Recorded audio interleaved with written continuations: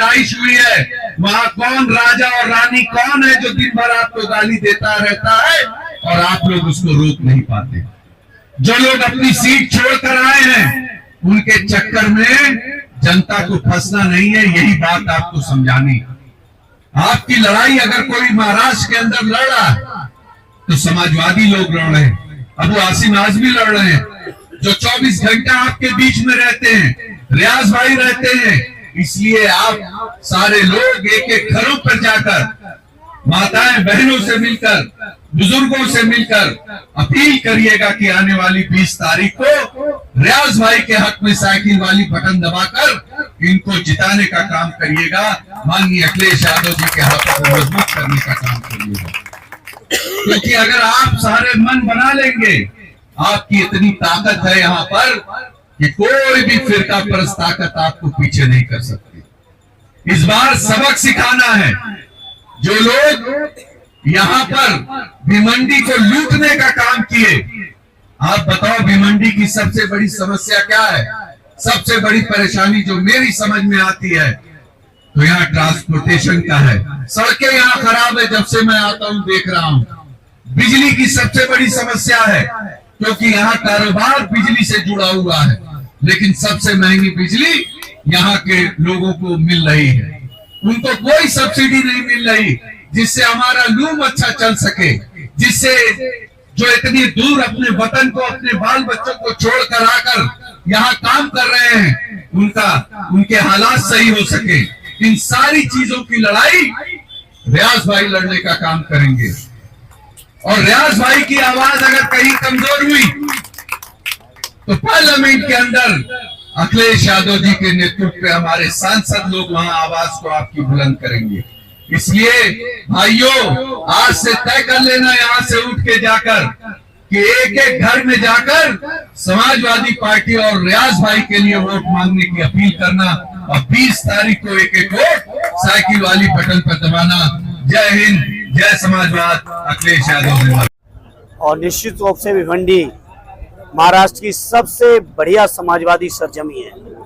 जब जब समाजवादियों ने यहाँ चुनाव लड़ा, यहाँ के लोगों का आशीर्वाद मिला है, यहाँ के लोगों का समर्थन मिला है।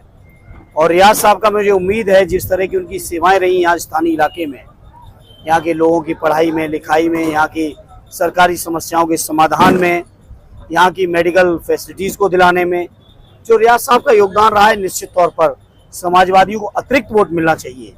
इनकी अपनी मेहनत से और पार्टी के बेस के जब सब जोड़ेंगे तो निश्चित तौर पे भिवंडी के हमारे दोनों ही साथी, चाहे पूर्वी से रईस शेख साहब हो, चाहे पश्चिमी से रियाज साहब हो, दोनों ही लोग जीतेंगे। अब देखिए, वो तो गठबंधन जो हो चुका है वो हो चुका है, जो बातें वो सब सामने हैं। और मुझे उम्मीद ये है कि इस सीट पर इंडिया अलायंस के जो भी उम्मीदवारगण हैं, सबसे शानदार उम्मीदवार रियाज साहब हैं। और इसलिए यहाँ के जागरूक लोग रियाज साहब को भी अपना समर्थन देंगे और दलों को भी, महाविकास अघाड़ी के अन्य साथियों को भी इस सीट को जीतने के लिए और बीजेपी को हराने के लिए रियाज साहब का साथ देना चाहिए। देखिए, वो जो भी मुद्दे हैं वो सामने हैं।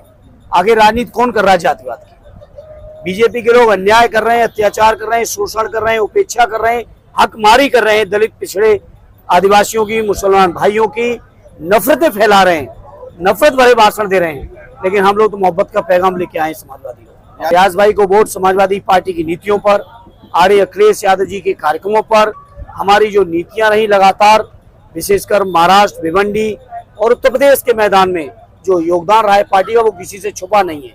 चाहे हमारी लैपटॉप की स्कीम हो, चाहे हमारी समाजवादी पेंशन की स्कीम हो, चाहे हमारी कन्या विद्याधन की योजना की स्कीम हो, बहुत सी स्कीमें हैं, चाहे जाति जनगणना का सवाल हो, चाहे आरक्षण दिलाने का सवाल हो, हर सवाल पर सबसे बड़ा संविधान बचाने का सवाल है। इन सवालों पर हम लोग लगातार लड़ रहे हैं और उत्तर प्रदेश की जनता ने साथ दिया है। मुझे उम्मीद है महाराष्ट्र के लोग भी साथ देंगे। बहुत जागरूक है, दलों से कोई फर्क नहीं पड़ता, दल तो अपने अपने खड़े करते ही हैं। मतदाता बहुत जागरूक है। उत्तर प्रदेश के चुनाव को लेकर भी तमाम तरह की भविष्यवाणी आप सब लोग मिल गए, पत्रकार मित्र कर रहे थे, एग्जिट पोल कर रहे थे। जनता ने फैसला लिया, परिणाम आपके सामने है। और यहाँ भी बहुत शानदार परिणाम आया लोकसभा का।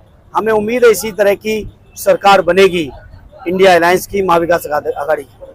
हाँ, विपक्ष के भ्रष्टाचारी उम्मीदवार लोग हैं, वहीं हमारे उम्मीदवार न केवल उनकी इमेज साफ है, न केवल उन पर कोई आरोप नहीं, बल्कि मैंने अपने व्यक्तिगत प्रयासों से जनता की सेवा करने वाले इतने शानदार उम्मीदवार नहीं देखे जो यहाँ पर रियाज साहब।